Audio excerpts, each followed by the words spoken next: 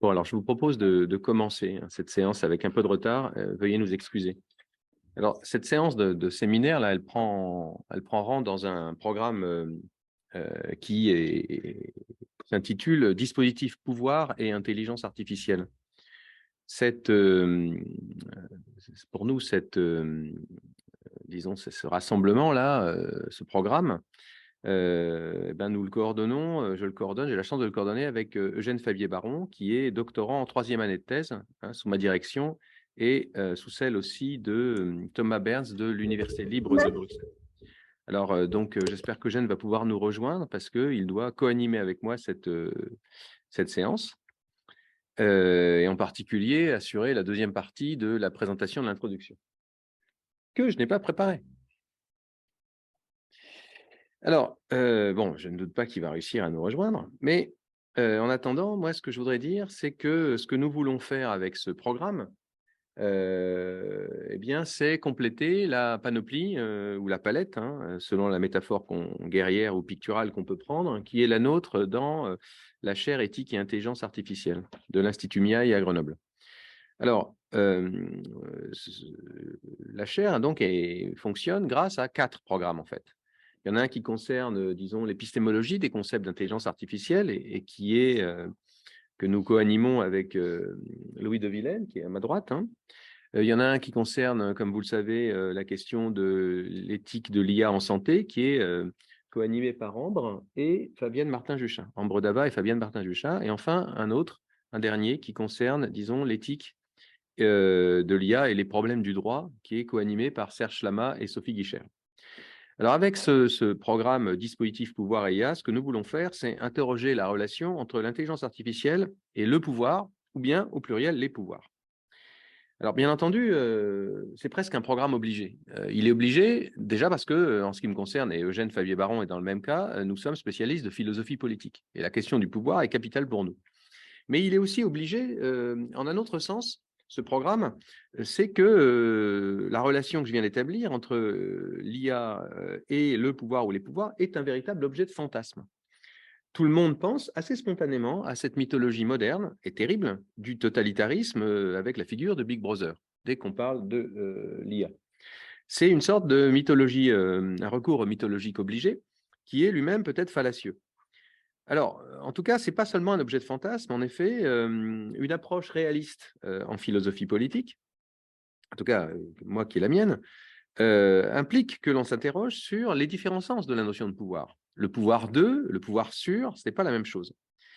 Il est évident, je vais vous dire pourquoi c'est évident, me semble-t-il, qu'une analytique phénoménologique ou une analytique des phénomènes de pouvoir, hein, est nécessaire pour espérer réguler éthiquement l'intelligence artificielle. C'est-à-dire pour espérer en avoir une approche normative ou axiologique, bref, une approche éthique, il est absolument nécessaire d'avoir une analyse des pouvoirs qui concerne, au sens large du terme, l'intelligence artificielle. Aucune éthique de l'intelligence artificielle ne sera jamais possible sans une approche qui évacuerait la question du pouvoir ou des pouvoirs. En d'autres termes, ce qui est requis, c'est une approche assez vaste, mais aussi assez fine, voire nuancée, pour réfléchir cette question de la relation entre l'IA, le pouvoir et les pouvoirs sur un continuum qui correspond à toutes les phases de la conception jusqu'au déploiement et aux usages de l'IA. Alors, c'est une vaste ambition qui ne va pas sans un certain nombre de précautions, quoi. Un certain nombre de précautions en particulier, je le disais, analytiques. Peut-être qu'il y a différentes formes de pouvoir qui sont impliquées par les différentes phases de l'IA, de sa conception jusqu'à sa prescription et à ses usages. Alors, on voit que le pouvoir est une catégorie complexe qui est rien moins que simple. Et finalement, il importe, c'est la tâche que le philosophe peut se donner, de la redéfinir au contact des réalités de l'intelligence artificielle, elle-même si variée. Donc, en fait, l'espoir que nous mettons dans ce travail, au-delà même de la compréhension en termes éthiques de l'intelligence artificielle, c'est le fait de faire progresser la philosophie politique. Pour parler comme Max Weber, quel type de domination, Herrschaft, introduit l'intelligence artificielle de sa conception à ses usages, hein? Peut-être qu'il y a différentes formes de domination, peut-être qu'il s'agit d'une forme d'une expression de la domination légale rationnelle, déjà bien décrite par la littérature. Alors, on voit que c'est un enjeu théorique majeur que celui-ci. Mais c'est aussi, en fait, une question d'une brûlante actualité, donc parce que par une coïncidence étonnante, qui peut-être ne vous aura pas échappé, aujourd'hui, mardi 24 janvier, le Sénat, la deuxième chambre hein, en France, commence à examiner le projet de loi sur les Jeux olympiques de 2024. Alors, comme vous le savez, il y a un projet de loi qui inclut qu'il y ait une procédure de reconnaissance faciale inscrite dans la loi.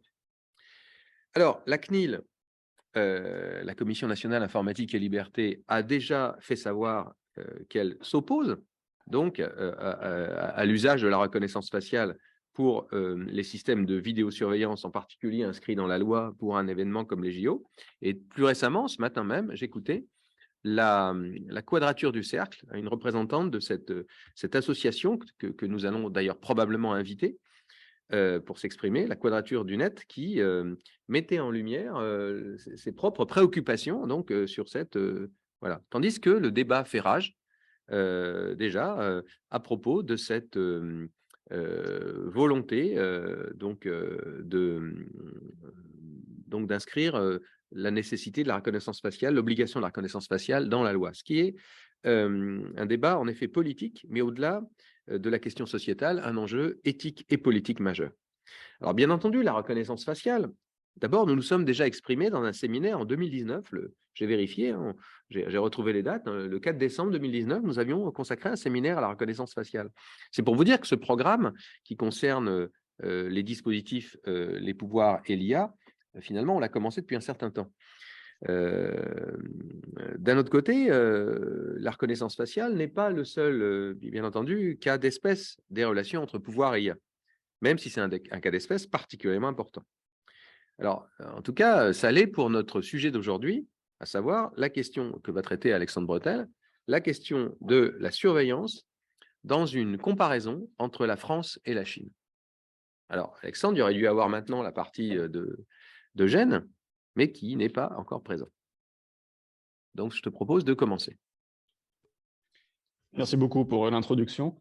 Donc, comme ça a été dit, je vais comparer effectivement le modèle chinois, donc français et de manière plus générale occidentale. Donc, je me présente brièvement. Donc, je suis doctorant au sein de la chaire éthique et IA et je m'intéresse à la notion de responsabilité appliquée à la civilisation technologique et la société de l'innovation. Donc, je vais directement introduire, on va dire, les termes du sujet. Alors, est-ce que les personnes qui sont en ligne voient bien l'écran partagé ou est-ce qu'il y a des soucis par rapport à ça? Non, on voit parfait. OK, il y a un petit pouce, donc j'imagine que c'est bon. Très bien. Donc, des éléments de contexte, donc d'abord de définition. Donc, la surveillance, je l'ai définie comme l'ensemble des actes par lesquels un contrôle suivi peut être réalisé. Donc, dans le contexte qui nous intéresse, elle peut émaner des entreprises, de l'État ou même des individus dans certains cas. Et donc, elle peut être justifiée par la recherche de l'augmentation du profit, l'évitement de comportements jugés problématiques ou au contraire, la promotion de comportements qui sont considérés comme vertueux. Donc, bien sûr, tout le monde sait, l'IA permet de décupler les possibilités de surveillance à grande échelle. Donc, que ce soit en Chine ou en Occident, donc là-dessus, j'émets l'hypothèse d'une convergence des systèmes de surveillance avec un capitalisme de surveillance qui est présent dans les deux, notamment du point de vue des GAFAM. Je ne le vois pas sur mon écran. Peut-être Cédric, si tu veux regarder par rapport à ça. Donc, je disais que je fais en fait l'hypothèse d'une convergence des systèmes de surveillance entre d'un côté le capitalisme de surveillance avec les BATX d'un côté ou les GAFAM de l'autre, et d'une surveillance d'État également, qui prend aussi des points de vue différents, que ce soit notamment en Chine avec le système de crédit social ou en Europe avec d'autres types de surveillance qui sont un peu plus diffuses et pour l'instant moins structurées. Donc, on n'a pas encore réussi à résoudre le problème. Bon, je lirai les éléments qui vous sont dissimulés. Donc, au niveau de la problématique, donc là, je l'ai déjà un peu présenté, identifier les convergences de la technique et divergences et différences culturelles. Donc là, c'est aussi une hypothèse que des éléments culturels peuvent expliquer les différences d'approche dans la manière dont on se rapporte par rapport au déploiement de la surveillance, avec évidemment une dimension politique qui est présente au sens de liberté politique, sachant qu'il n'y a pas de déterminisme non plus dans ce qui est avancé. Évidemment, chaque système, malgré entre guillemets la technique, malgré entre guillemets ses déterminants culturels, peut évidemment faire d'autres choix grâce à la liberté politique. Donc ici, je vous présente brièvement le plan. Donc, d'abord, on va présenter ce que c'est que le capitalisme de surveillance, puis on va s'intéresser un peu plus précisément à la surveillance d'État, notamment au système de crédit social. Puis on va s'intéresser à la honte, la culpabilité et de manière générale ce que j'ai appelé les émotions morales, pour voir quelles sont en fait les influences de ces émotions morales dans notre rapport à la surveillance. Donc, on commence par le capitalisme de surveillance. Là, je vous ai mis le petit sigle du Bitcoin par rapport, on va dire, au capitalisme émergent. Donc, ici, je vous ai mis la définition de Zuboff, qui définit le capitalisme de surveillance comme un nouvel ordre économique qui réduit l'expérience humaine à une ressource gratuitement disponible pour une pratique cachée de type commercial d'extraction, de prédiction et de vente. Donc, il existe également des définitions plus critiques. Donc, elles parlent notamment du concept de coût des gens, par parallélisme de l'expression coup d'État, donc pour désigner le remplacement d'humains par des systèmes informatiques.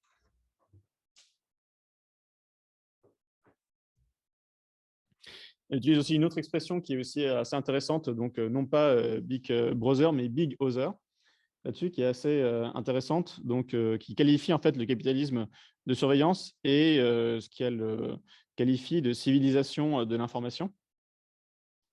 Donc ici, la caractéristique de ce système est la captation d'informations personnelles par des mécanismes qu'elle qualifie d'inattendus et d'intelligibles d'extraction, de modification et de contrôle afin de mieux orienter les comportements. C'est-à-dire qu'il y a donc une modification du comportement des utilisateurs afin de mieux les prévoir. Il y a également une richesse qui se fait avec un surplus comportemental, donc un profit qui est réalisé sur ce surplus comportemental, qui serait au fondement du capitalisme technologique et donc qui servirait par exemple à réaliser des publicités qui seraient plus ciblées.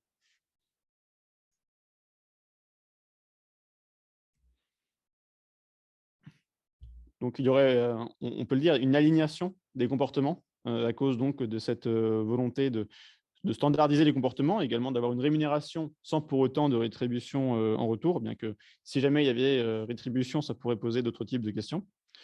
Donc, toujours en vue de faciliter la prédiction et donc de modifier le comportement, alors même peut-être jusqu'à les automatiser, donc pour favoriser la standardisation et donc la manière de productiviser, si on ose dire, les comportements des utilisateurs, avec évidemment la question de la vulnérabilité des individus qui peut se poser, c'est-à-dire qu'on peut mettre des individus dans des situations particulièrement vulnérables, donc si jamais on extrait leurs informations dans les moments où ils sont les plus sensibles.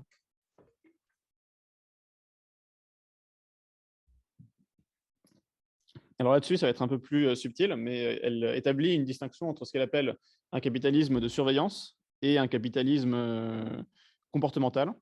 Donc, avec un ensemble de ces capitalismes qui ferait partie d'un développement du capitalisme.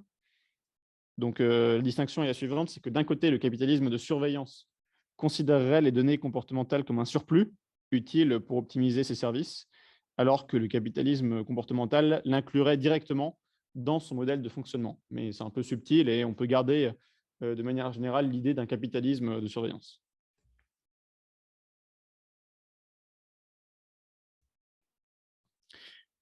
Donc ici, ce qui est intéressant avec le score ESG, donc pour le score pour environnement, les aspects sociaux et de gouvernance, donc qui vise à évaluer une entreprise et donc à revoir quel est son score pour mieux orienter les investissements en fonction justement de ce score, et avec une volonté de standardisation également de ce score ESG, donc pour faciliter les choix des décideurs et encourager également les comportements qui sont estimés vertueux pour les entreprises. Et ce qui est intéressant ici, c'est de voir qu'on peut de loin faire une comparaison entre l'ESG et le SCS, donc le système de crédit social, avec une même volonté, on va dire, d'encourager les comportements vertueux. Donc, un retour de la vertu qui est assez inattendu et qui est pourtant partagé par beaucoup de systèmes de surveillance ou du moins d'évaluation.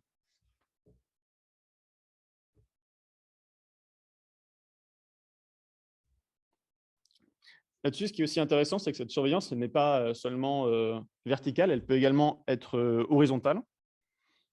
Donc là, ici, j'ai pris un cas particulier, c'est-à-dire que je ne vais pas évoquer tous les cas de surveillance, mais plutôt des cas que je trouvais particulièrement intrigants. Donc ici, je vais prendre le cas de Snapchat, donc une application qui permet d'échanger des photos entre les utilisateurs de l'application, avec un délai de suppression au bout d'un certain temps. Et ce qui est intéressant, notamment avec les nouvelles générations qui utilisent ce réseau, c'est qu'elles peuvent être particulièrement sévères dans le contrôle des pairs, c'est-à-dire dans le contrôle des autres jeunes, entre guillemets, qui utilisent ce réseau. Elles vont, par exemple, avoir des comportements qui peuvent être relativement intrusifs. Donc, par rapport à ça, notamment, on peut citer le cas de la géolocalisation, qui est activée par défaut. Donc, il est bien sûr possible de désactiver la géolocalisation en activant le mode fantôme pour une période de 8 heures.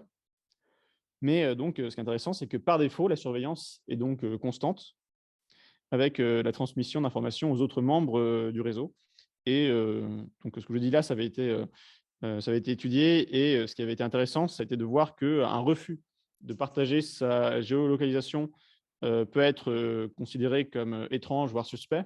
Et à l'inverse, si jamais on ne vous partage pas la position d'autres personnes, on peut se sentir exclu. Donc, il y a des phénomènes de relations sociales qui sont assez intéressants à aborder. Donc, c'est simplement pour évoquer cette possibilité qui a émergé avec le développement de ces applications.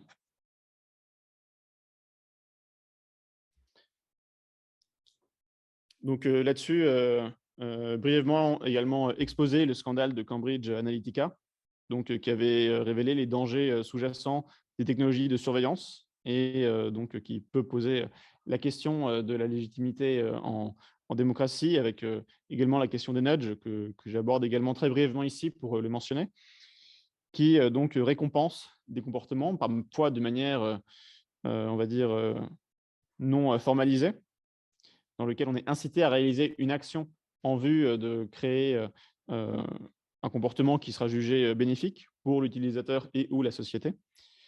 Et donc, la responsabilité de l'action, elle repose entièrement sur la conscience individuelle et non ici sur un score extérieur.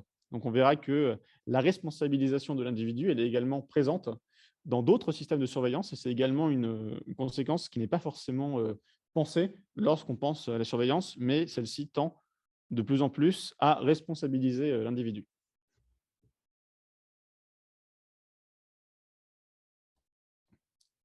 Donc maintenant, on va s'intéresser un peu plus en détail à la surveillance d'État, donc notamment le système de crédit social que je vais exposer. Donc ici, la finalité du système de crédit social est de remédier à un manque de confiance au sein de la société chinoise via donc la solution qu'ils ont trouvée, donc l'attribution d'un score qui est attribué à chaque citoyen, donc qui va généralement de 350 à 800 points. Enfin, ça dépend des systèmes de crédit social. On verra ça justement, qu'il y a une grande diversité en réalité de crédit, des systèmes de crédit social et qu'il n'y a pas encore d'unification. Donc, en l'occurrence, c'est un système qui vise à encourager les comportements honnêtes et à punir, à contrario, les comportements qui sont jugés malhonnêtes. Donc, parmi les mécanismes de réputation qui sont utilisés, il y a donc la morale, des récompenses matérielles et de manière générale, les mécanismes de réputation. Donc, si on regarde le schéma de programmation pour la construction d'un système de crédit social, donc les objectifs ici sont d'améliorer l'honnêteté dans les affaires du gouvernement, l'intégrité commerciale, l'intégrité sociale et aussi une justice crédible, avec toujours cette question de la confiance qui est relativement présente, avec également des questions liées à la fraude ou la sécurité alimentaire. Donc, en l'occurrence, c'était des scandales liés à du lait contaminé qui avait grandement ébranlé la confiance des Chinois vis-à-vis de la chaîne alimentaire.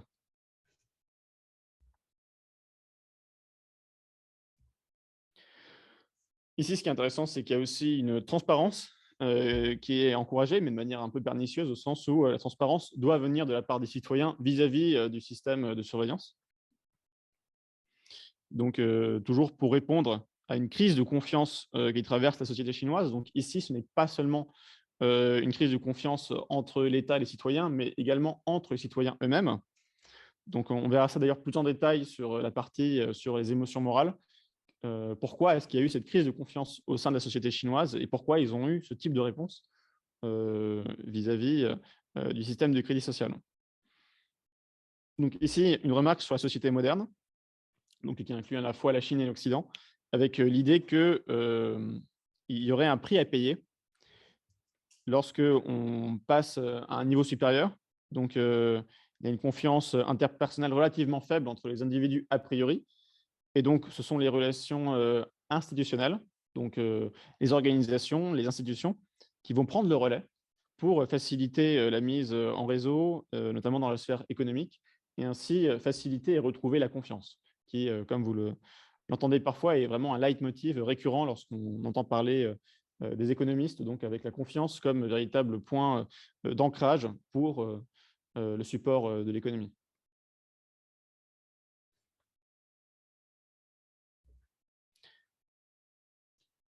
Donc ici, cette crise, ou il faudrait dire plutôt cette mutation, donc, serait l'apanage de toutes les sociétés donc, capitalistes en général, mais on peut qualifier de modernes ou contemporaines, où donc ce sont les relations de voisinage qui ont été remplacées par des mécanismes de réputation et de crédit.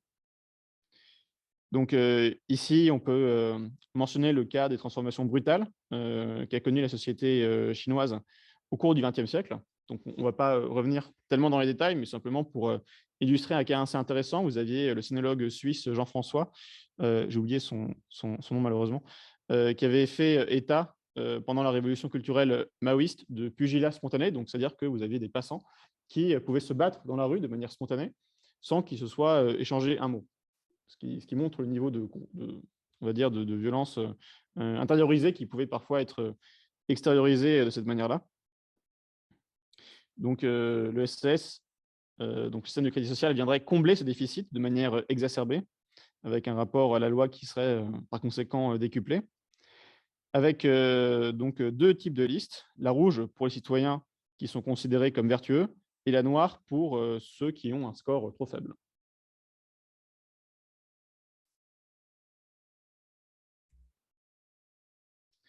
Donc ici, quelques exemples d'applications de sanctions. Vous avez les débiteurs qui n'ont pas remboursé leurs dettes, qui peuvent avoir comme conséquence l'interdiction de prendre l'avion, le TGV ou de réaliser des dépenses considérées comme trop élevées. Donc typiquement, mettre ses enfants dans une école privée. Donc il y a eu ainsi 6 millions d'empêchements pour prendre l'avion, d'après le China Daily, avec 2 millions d'empêchements pour les billets de train et 70 000 personnes qui se sont vues refuser des positions exécutives à cause de leur endettement.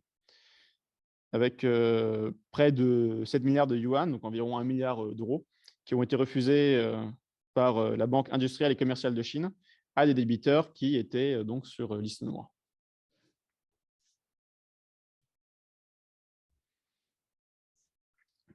Donc, il faut également mettre en contexte, c'est-à-dire que cette politique de surveillance est complémentaire d'autres mesures, c'est-à-dire qu'elle agit dans un ensemble qui est celui de codification des règles, d'une modernisation du système judiciaire et du système bancaire, et que cette surveillance a également un rôle secondaire, si on ose dire. Donc, le système de crédit social n'est pas l'alpha et l'oméga du contrôle, au sens où le gouvernement chinois y arrivait déjà par le passé. Et on se rend compte que le système de crédit social a un autre objectif ici, qui est plus complémentaire. Donc, il ne s'agit pas tant d'un système qu'on pourrait qualifier d'orwellien, au sens mythologique qui avait été évoqué à l'introduction. Donc, ici, il s'agit d'autre chose encore.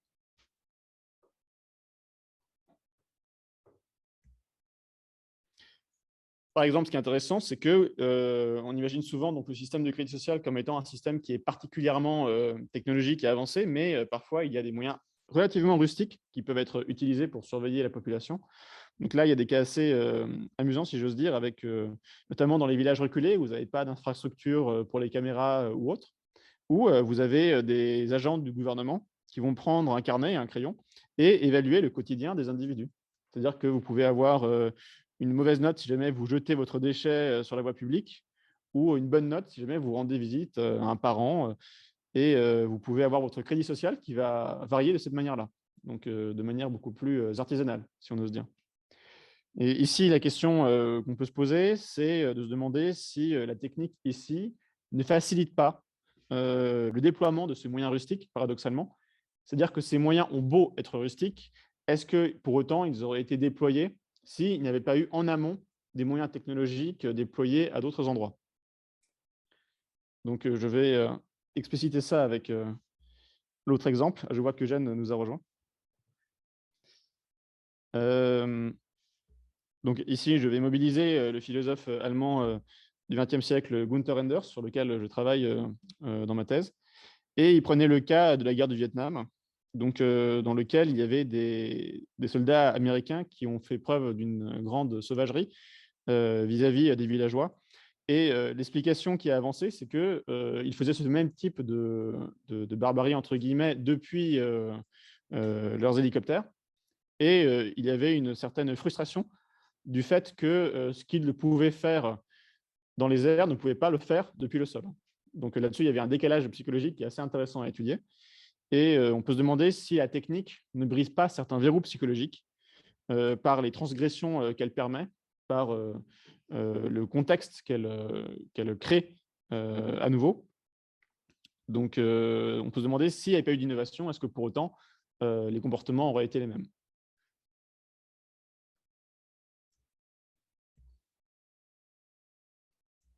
Donc ici, j'espère que je ne serai pas tellement surveillé par le gouvernement chinois pour ce que j'avance ici, mais on peut quand même faire état d'une dégradation des libertés au Xinjiang, donc ce qu'eux appellent le Turkestan oriental, au niveau des indépendantistes, avec une politique répressive et avec des caméras de surveillance qui sont omniprésentes. Donc là, j'ai plus les chiffres en tête, mais il y a un nombre de caméras qui est vraiment important et assez considérable pour surveiller la population, avec également un complément avec des signalements qui peuvent être plus rudimentaires, mais comme je viens d'évoquer précédemment, avec éventuellement une normalisation du fait de la diffusion de la technique.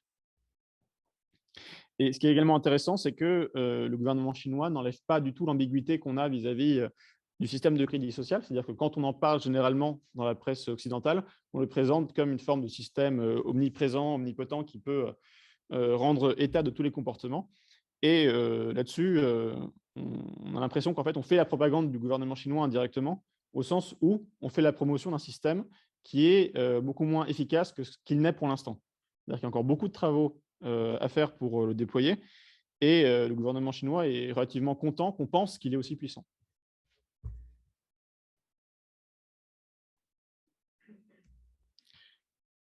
Donc, comme je dis, ce n'est pas un système qui est unifié et centralisé.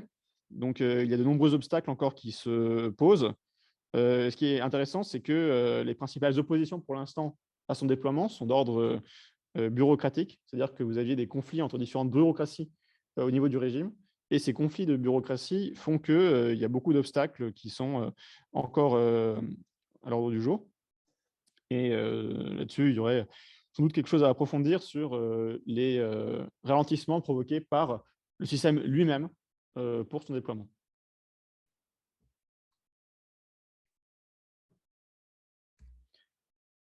Alors là-dessus, je vais aborder l'état réputationnel qui est en train d'émerger et qui est permis justement par le déploiement de ce type de technologie. Donc, de la même manière qu'il y a une évaluation qui peut être réalisée par les entreprises privées entre les utilisateurs avec Airbnb, BlaBlaCar, Uber, eBay, etc., où vous pouvez laisser un commentaire ou une note sur un utilisateur. Ici, avec le concept d'état réputationnel, vous avez donc une évaluation d'individu dans lequel la loi est quasiment personnalisée au niveau d'individu. C'est-à-dire qu'en fonction de son score, il pourra avoir accès à plus ou moins de choses. Et donc, on a une spécification de la loi qui est relativement précise, au point même qu'on pourrait parler de révolution réputationnelle, qui donc émerge de plus en plus et qui pourrait également apparaître ailleurs. Donc ici, pour rappel, c'est pour ça que j'avais fait deux parties entre d'un côté le capitalisme de surveillance et de l'autre la surveillance d'État. C'est qu'il y a également une autre surveillance qui est réalisée par les BATX, donc l'équivalent des GAFA chinois, avec Baidu, Alibaba, Tencent et Xiaomi, et donc qui est distincte également du système de crédit social, et qui d'ailleurs peut s'opposer parfois au système de crédit social, du moins au niveau des entreprises. Donc les entreprises chinoises, les géants du numérique chinois sont beaucoup moins coopératifs que ce qu'on aimerait croire ici. Ils ne sont pas complètement inféodés au gouvernement chinois, et comme on a pu le voir d'ailleurs avec le représentant d'Alibaba, qui avait été pendant un certain temps enlevé de la présence médiatique pour des raisons de non-coopération avec l'État chinois.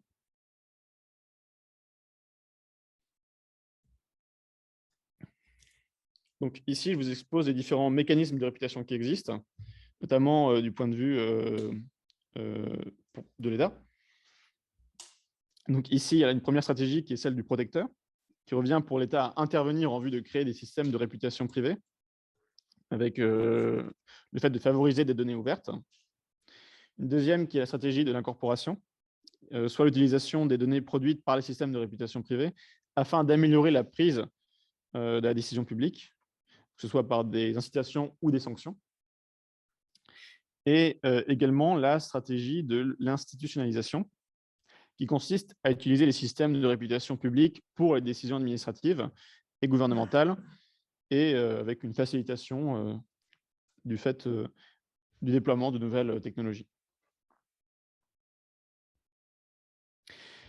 Là-dessus, il y a un point qui convient d'évoquer, c'est les origines du système de crédit social, c'est-à-dire que dans le mot SCS, il y a bien sûr celui de crédit bancaire. Et ce qui est intéressant, c'est que le système de crédit social a une origine qu'on pourrait qualifier d'occidentale, voire d'américaine, au sens où il y a en fait une origine qui vient donc des crédits et de la note qui est attribuée par les banques américaines aux consommateurs américains. D'ailleurs, quelque chose qui est intéressant, c'est que le système de crédit social n'est pas si connu que ça en Chine. C'est-à-dire qu'il y a beaucoup de confusion entre le système de crédit social et tout simplement la note que vous avez lorsque vous voulez emprunter, par exemple, ou faire un emprunt, etc. Vous avez une autre note qui vous est attribuée par la banque, et celle-ci est beaucoup plus connue que le SCS. Alors là-dessus, par exemple, il y avait la Banque centrale chinoise qui avait sélectionné 8 entreprises pour commencer à réaliser des crédits officiels, donc fusionner en quelque sorte le crédit social et les crédits que les banques vous attribuent pour vous faire des prêts. Et ils ont estimé qu'il y avait un conflit d'intérêts qui était beaucoup trop important entre donc, les banques et l'État, au sens où d'un côté, vous aviez l'État qui voulait encourager entre guillemets la vertu. Donc parmi les bonnes notes, vous pouvez avoir le fait de rendre visite donc à vos parents, et à l'inverse, mauvaise note, ce serait d'acheter un jeu vidéo qui vous ferait perdre du temps en termes de productivité. Et donc, ce qui est encouragé par les banques, ce n'est pas tant le fait que vous ayez un bon profil, ça c'est le cas dans toutes les banques en général, que vous ayez un bon profil de remboursement. Ce qui est plus intéressant pour les banques, c'est votre fidélité, ou en d'autres termes, votre rentabilité. C'est-à-dire que si vous êtes dans une plus mauvaise situation financière, ainsi donc vous avez des intérêts plus importants, et si vous avez des intérêts plus importants, vous êtes plus profitable. Donc, ce qui est intéressant, c'est que du coup, vous pouvez avoir des cas où la banque vous donnera un meilleur point, de meilleur score, si vous avez un profil qui est passable, plutôt que si vous avez un profil qui est bon, donc moins rentable, puisque vous êtes sûr de rembourser avec des taux d'intérêt qui sont plus faibles. Donc, comme je disais, donc, ce qui est favorisé, c'est la fidélité par rapport à la solidité du profil. Et donc, ici, le Crédit Sésame avait ainsi conclu des accords avec des gouvernements locaux afin que sa note de crédit puisse favoriser ou pénaliser les citoyens pour d'autres services. Donc, le Crédit Sésame, donc, qui est en Chine, donc on vient en Chine ici, avec des cas qui peuvent nous sembler vraiment surréalistes. Notamment le fait qu'un bon score pouvait faire varier des prix pour réserver des chambres d'hôtel, louer un vélo en libre-service, et ça c'est encore assez étonnant, vous aviez plus de chances d'être mis en avant sur les sites de rencontres si vous aviez une bonne note. Et on pourrait se demander si l'attribution d'un visa pourrait également à l'avenir dépendre d'un score donné par les banques. Il y a aussi d'autres exemples qui sont assez sordides et que je ne vais pas exposer ici, qui montrent, disons, les lacunes de ce type de système. Et avec une question qui peut se poser, c'est celle de la transposition de ces mécanismes vers les entreprises étrangères. C'est-à-dire que toute entreprise qui commercialiserait avec la Chine pourrait peut-être un jour se voir attribuer un score et être incorporé dans leur base de données.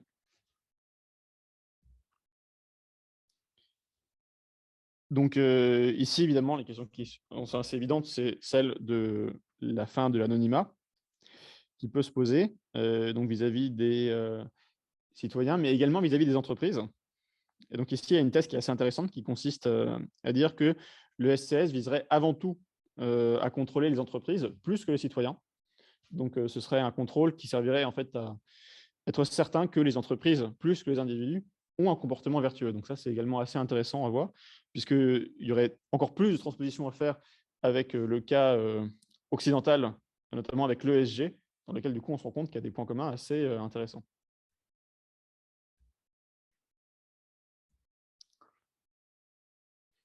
Donc ici, comme j'avais évoqué un petit peu avant, il y a une mise en avant de la responsabilité comme fondement social. C'est-à-dire que si par définition, on vous surveille et on estime que vous devez répondre de vos actes, c'est que vous êtes responsable, ou du moins on vous responsabilise. Et c'est la responsabilité qui est attribuée à l'individu qui est pris, mais qu'on estime apte à prendre des décisions. Ici, donc, le concept d'inclusion financière est mobilisé et l'inclusion financière est estimée suffisante pour le développement de chacun et la mise en pratique de comportements vertueux. Donc là-dessus, également, ce qui est intéressant, c'est que cette même responsabilisation existe également en Occident. Donc, je reviendrai peut-être à la fin sur la définition que je donne à l'Occident. Elle est assez étonnante, vous allez voir. Et donc, sert de fondement à la légitimité de l'État et du système économique en place. Et donc, il y a une forme de déresponsabilisation collective, en l'occurrence. C'est-à-dire que le score du crédit social ne porte pas tellement sur la famille, sur une communauté, elle est complètement portée sur l'individu. Avec un encouragement de l'endettement également, qui est aussi assez intéressant, qui sert au développement économique et à un meilleur contrôle de la population. Et en gardant à l'esprit que le crédit social sert avant tout donc, au crédit et à faciliter donc, le crédit. Avec une notion également de crédit qui est assez différente à celle que l'on a généralement en France, par exemple. Donc ici, ce qui nous intéresse aussi, c'est de savoir si ce système de crédit social peut s'exporter ailleurs. Alors en Inde, il y a je ne sais pas si je le prononce bien, excusez-moi, mais le Aadhaar, qui met en place une carte d'identité biométrique pour accéder aux services sociaux. Et en France, vous avez donc Thales qui travaille sur le Digital Wallet, avec donc à Bologne un système de crédit social qui est instauré à titre expérimental, donc sous la base du volontariat, et également en vue de promouvoir donc des citoyens vertueux. Donc ici, il y a une comparaison avec les points de supermarché. Donc, je cite, les citoyens seront reconnus s'ils trient les déchets, s'ils utilisent les transports en commun, s'ils gèrent bien l'énergie, s'ils ne prennent pas de sanctions de la part de l'autorité publique, s'ils sont actifs avec la carte culture. Là-dessus, il y a des comparaisons assez intéressantes du coup avec le système de crédit social. Et là-dessus, il y a des traductions qui sont pour les comportements vertueux en lots. Donc, c'est toujours en cours de définition, mais les lots seraient de l'ordre de à peu près 20 €, je crois. Là-dessus, donc là, c'est un titre un peu provocateur, parce qu'on se dirige vers un système de crédit social européen. Alors pour l'instant, pas exactement, mais on peut quand même se poser des questions, on va dire, de prospective, avec le portefeuille européen d'identité numérique. Donc là-dessus, on va dire que c'est pour faciliter l'identification des individus et pour faciliter également les déplacements, dans lequel on peut donc enregistrer numériquement différentes données et documents personnels. Et là-dessus, donc j'insiste, c'est également une décision de volonté politique, donc il n'y a pas de fatalisme par rapport à ça. C'est-à-dire que une volonté politique peut s'opposer au déploiement de mécanismes de surveillance ou à l'inverse l'encourager. Typiquement, donc, je prenais avant l'exemple de l'Italie.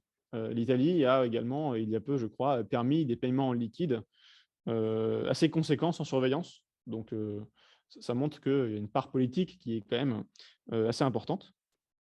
Donc, là où ça pourrait ressembler au crédit social, ce serait avec ce qu'on pourrait appeler un passe carbone, où on peut imaginer, donc là-dessus, il n'y a pas d'annonce, hein, c'est simplement un imaginaire. On pourrait imaginer que des faibles émissions donneraient droit à des avantages dont ne bénéficieraient pas des citoyens qui seraient jugés plus pollueurs. On a donc ici le concept de gouvernementalité algorithmique qui est mobilisé, donc qui s'appuie sur le traitement des données massives pour façonner et influencer une nouvelle réalité sociale, conforme à l'ambition de ces développeurs, et ce, quel que soit le régime politique en présence. Donc donné par Berns et Rouvois, avec une autorité particulière qui est celle donnée aux IA en l'occurrence, pour faciliter ce déploiement. Alors là-dessus, également une comparaison intéressante vis-à-vis de la prévention du risque terroriste. C'est-à-dire que vous avez, que ce soit en Chine ou en Occident, une même crainte, souvent justifiée de risque terroriste, mais pour des raisons différentes. Alors en l'occurrence, c'est en raison du risque indépendantiste au niveau des Ouïghours et vis-à-vis du califat islamiste en Occident, avec une surveillance qui est donc à grande échelle vis-à-vis de ce risque. Et on peut se poser en revanche la question de l'efficacité de cette surveillance, c'est-à-dire que vous avez en fait des résultats relativement décevants avec cette surveillance généralisée. Et ce sont en fait des techniques de filature, de surveillance, on va dire, plus traditionnelles, qui s'avèrent être plus efficaces pour prévenir le risque terroriste de manière générale.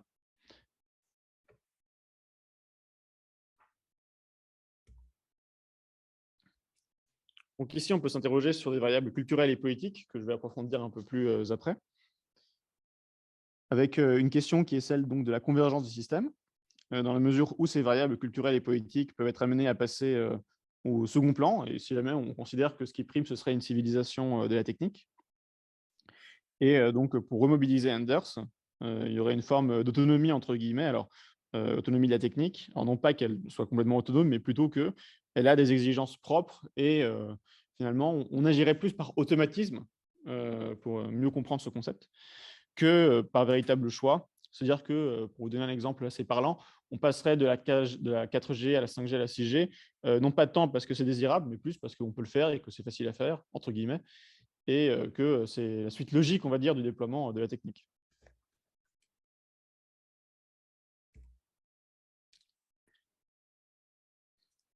Donc, ici, il y a l'idée de contrôle positif et négatif.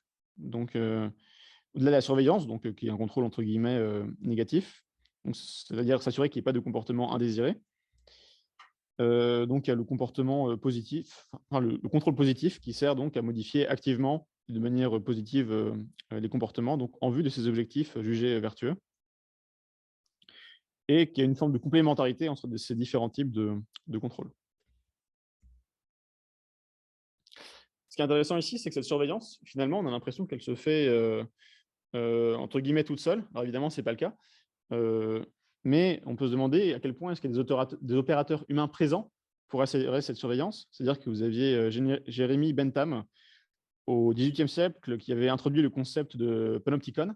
Donc, c'est-à-dire que vous aviez une prison dans laquelle, au milieu, vous aviez une tour de garde, mais vous ne saviez pas si vous étiez surveillé, s'il y avait un opérateur effectivement humain derrière qui vous surveillait. Ici, c'est l'inverse. C'est ça qui est intéressant, c'est que vous êtes sûr d'être surveillé, mais vous ne savez pas si derrière, il y a effectivement un opérateur humain qui va véritablement traiter vos données. Et là-dessus, c'est aussi assez intéressant à signaler.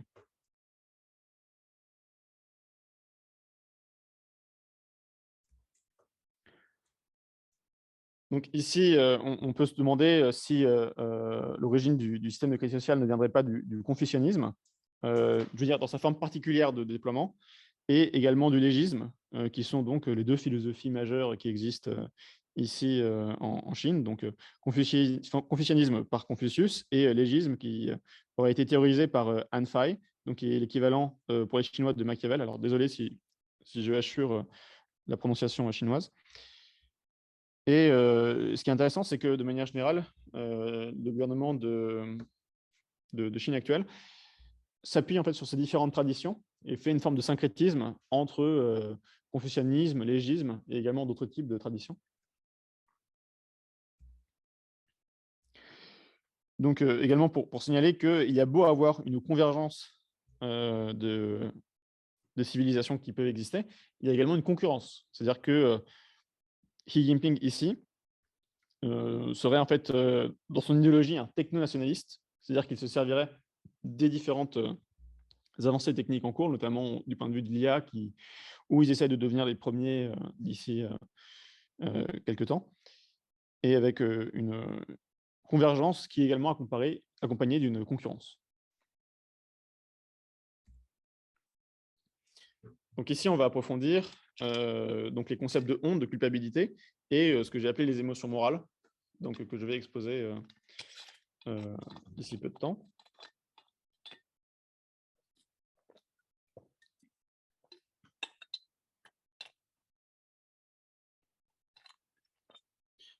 Alors là-dessus, on va faire un petit retour historique vraiment tiré à gros traits, mais qui permet en fait d'avoir de manière schématique à l'esprit la situation dans ces différentes civilisations.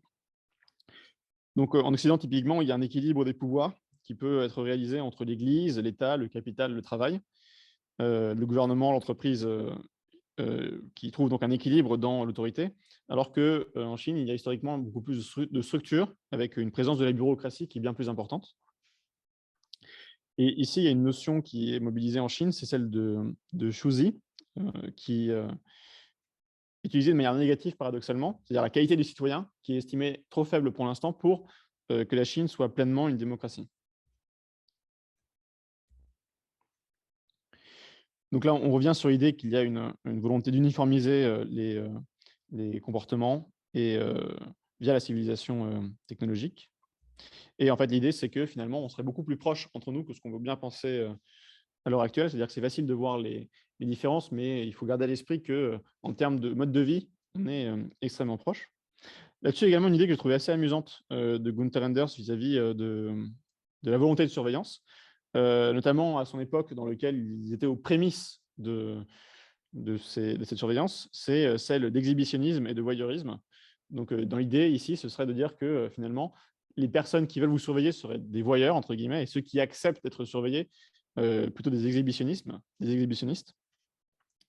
D'ailleurs, il y a l'expression de naturisme numérique qui émerge au sens de ceux qui laissent leurs données vagabonder avec une relative insouciance.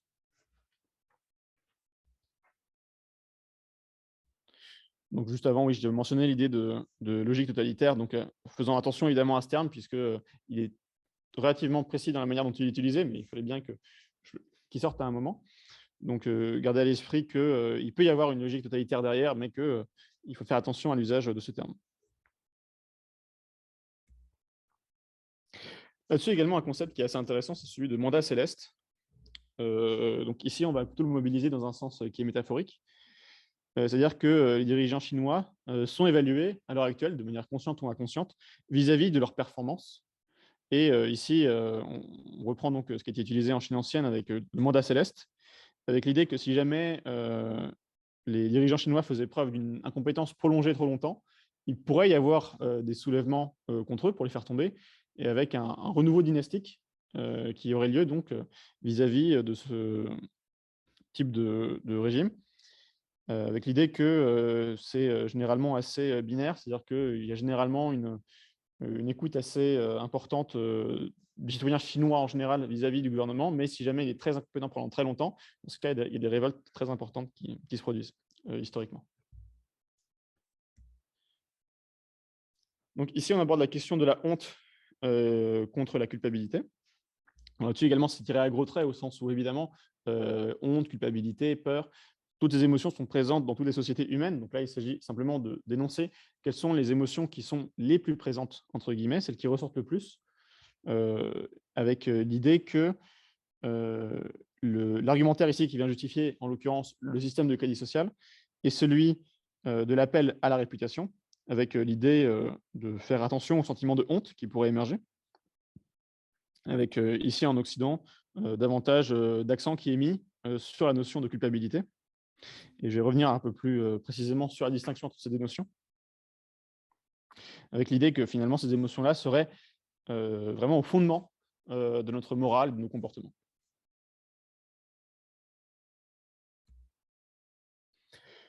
Donc, ce sont ici, donc, pour la honte, une émotion morale qui vient atteindre directement l'image que nous avons de nous-mêmes par rapport au groupe, en cas de transgression par rapport à une norme, et donc sert de support aux normes sociales. Et ici, dans les cultures de la culpabilité, le comportement est restreint par l'intériorisation de la faute, où l'individu est son propre juge. Alors, l'individu, ou plutôt, en l'occurrence, l'autorité morale extérieure. Donc, en l'occurrence, c'était par rapport à Dieu dans les religions chrétiennes. Avec une culture de la honte, par exemple en Chine ou au Japon, avec des conséquences sociales d'un acte qui est rendu public, avec des conséquences donc bien plus importantes que le sentiment de faute vis-à-vis de soi-même. Donc ici, pour le dire simplement, lorsqu'un individu éprouve de la honte, c'est lui-même qui le juge, donc c'est sa propre personne, alors que dans le cas de la culpabilité, ça va plutôt être le comportement qui va être remis en question. Donc, il y a une distinction entre le fait de remettre en cause sa propre personne ou ses actions. Avec le cas le plus paradigmatique, par exemple au Japon, qui est celui du seppuku, donc le suicide rituel des samouraïs, dans lequel donc c'est toute la personne qui est remise en question, d'où le suicide, qui leur semble légitime. Donc pour laver un déshonneur. Donc ici, pour atténuer la transgression morale, donc il y a une volonté d'éviter que la honte ne s'ébruite. Donc il y a d'autres mécanismes qui peuvent exister, comme le fait de dire que finalement, si jamais il y a eu transgression morale au niveau de la honte, celle-ci finalement n'est pas si grave, ou alors elle a eu lieu dans le cadre privé, donc finalement ça ressort du cadre social. Alors qu'il y a davantage une volonté réparatrice dans le cas de la culpabilité et d'assumer la faute. Ainsi, donc au niveau de la honte, on peut se sentir honteux de situations qui ne dépendent pas forcément de nous. C'est-à-dire qu'on peut avoir honte d'avoir grandi dans la pauvreté ou de vieillir. Donc là-dessus, ce n'est pas tellement l'action, mais un état qui est ressenti. Donc toujours avec l'idée que ça peut être internalisé. Alors là-dessus, on va être également un peu plus subtil, avec l'idée également que dans le cas de la honte, la norme n'est pas forcément internalisée, mais elle peut l'être. Donc c'est le regard des autres qui prime. Ceci étant, donc, il n'y a pas forcément besoin d'un groupe pour ressentir de la honte. On peut toujours s'imaginer qu'est-ce que le groupe aurait ressenti par rapport à ce que j'ai fait, et se dire donc que je dois malgré tout ressentir de la honte. Il suffit que l'agent moral croit qu'il y a eu violation de l'ordre moral vis-à-vis de ce groupe. Donc la dimension sociale reste présente évidemment dans les deux. Ici donc dans la Chine ancienne confucéenne, il y avait les valeurs de pudeur, de honte, de remords qui donc reflétaient ces conceptions fondamentales. Donc là, je vais passer rapidement sur Confucius. Donc là-dessus, rapidement, l'idée que la honte peut être collective éventuellement, et dans ce cas, on va plutôt s'en souvenir, on va pas essayer de la cacher, notamment donc avec les guerres qu'il y avait eu, guerre de l'opium, donc les humiliations qu'avaient fait subir donc les Occidentaux en Chine, donc ils s'en souviennent encore, et elle est mobilisée justement pour éviter que ça se reproduise. Donc il peut y avoir, dans certains cas, une glorification, paradoxalement, de l'absence de honte, notamment au niveau des sphères dirigeantes, dans lesquelles on estime que quelqu'un qui n'aurait pas de honte ou de culpabilité serait plus apte à diriger dans la mesure où il agirait sans remords et il ferait passer donc la rationalité de l'acte avant ce qu'il pourrait ressentir vis-à-vis de ses actions. Donc d'un côté, il y a une glorification de l'absence de honte, mais évidemment, son pendant qui est celui de louer un sentiment de honte qui peut être très prégnant. Donc typiquement, vous aviez un grand poète lyrique qui préféra quitter son poste de ministre plutôt que d'être corrompu. Et donc, il s'est suicidé pour éviter d'être corrompu, avec la recherche de son corps, qui est rituellement commémorée lors de la fête des bateaux de dragons, chaque année en Chine. Donc, pour vous donner une idée de l'importance de ce sentiment. Alors là-dessus, j'évoque rapidement l'hypothèse de la peur également, comme pendant à ces deux émotions, donc honte, culpabilité. Là-dessus, je mobilise ce qui avait été avancé par Jonas avec la volonté de faire de la peur vraiment un fondement moral, donc notamment avec l'heuristique de la peur. Donc, c'est-à-dire une démarche prospective destinée à envisager les risques liés au développement d'une technique. Donc ici, l'idée n'est pas tellement de remplacer les paradigmes existants en honte ou en culpabilité, mais plutôt de les compléter, notamment vis-à-vis du développement technologique. Donc c'est une approche qui est, je trouve, assez intéressante. Donc, on aurait en fait paradoxalement une convergence éthique des systèmes pour également conserver d'autres particularités vis-à-vis de leur culture ou de leurs croyances. Et un autre cas qui est aussi intéressant, c'est celui de l'anxiété. C'est-à-dire que là, on a évoqué donc comme émotion la honte, la culpabilité, la peur. Et là-dessus, il y a également un cas qui est assez intéressant, c'est celui donc de l'anxiété. Donc ici, si on devait le traduire, ce serait une heuristique de l'anxiété, dans la mesure où l'anxiété devient vraiment une émotion qui est de plus en plus présente au sein des sociétés, notamment des centres urbains. On a tous déjà entendu parler du concept d'éco-anxiété. Il peut avoir parfois des conséquences assez dramatiques, avec des personnes qui sont suivies, voire hospitalisées à cause de l'anxiété qu'ils ressentent à cause du changement climatique. Donc, j'ai déjà entendu des témoignages assez édifiants par rapport à ça. Donc, on peut se demander donc si l'anxiété ne serait pas également une émotion à mobiliser d'un point de vue moral. Alors, bon, on peut également se demander, justement, en termes de surveillance, qu'est-ce que ça impliquerait une société qui serait gouvernée par l'anxiété et ce que ça pourrait avoir donc comme conséquence vis-à-vis du suivi des individus. Alors là-dessus, je vous ai présenté une petite carte qui montre en fait donc, ce que je définissais par Occident. On va dire que c'est toutes les parties que vous voyez en bleu, voire un peu en violet, donc qui sont dominées par la culpabilité.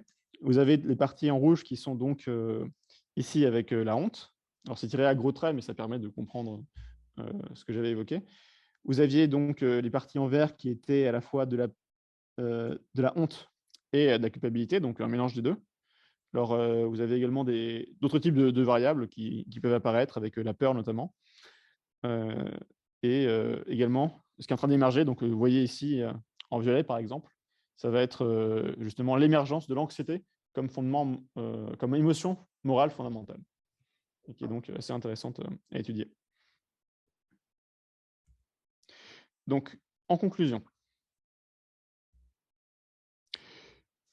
donc, on a évoqué le capitalisme de surveillance, qui se sert de l'analyse du comportement des utilisateurs pour générer du profit et se développer, avec une tendance à l'uniformisation. On a également évoqué la surveillance d'État, avec notamment le système de crédit social, qui est encore en cours de déploiement et qui donc menace la vie privée des citoyens en vue de comportements jugés vertueux. Les émotions, donc, comme la honte ou la culpabilité, servent de fondements moraux aux sociétés et peuvent, dans certains cas, aider à expliquer les différences d'attitude face au développement technologique. Et donc, on a enfin vu le concept d'heuristique de la peur, puis d'heuristique de l'anxiété, qui est assez intéressant à étudier, et qui pourrait donc servir à mieux identifier les risques technologiques et à y répondre. Voilà. Donc ici, vous avez rapidement les références que j'ai mobilisées pour cette présentation. Voilà. Et donc, je vous remercie pour votre attention et je suis prêt à répondre à vos questions.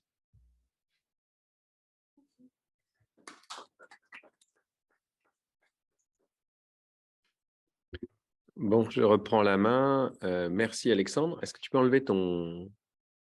Non, pas le micro, mais l'écran. Voilà. Bon, d'abord, on est ravis d'accueillir tout le monde, mais en particulier Eugène, qui a eu du mal à entrer. Vous m'entendez bien là? Oui, voilà. Donc, bienvenue Eugène. Voilà, on ne vous entend pas là. Il y a décidément, ça continue le délire.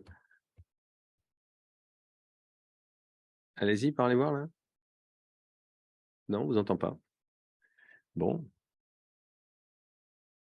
Qu'est-ce qui se passe? Pourtant, vous êtes bien, il y a le son qui est activé de mon côté. C'est dit, qu'est-ce que le micro peut bloquer le son de mon... Ah bon? Parce que...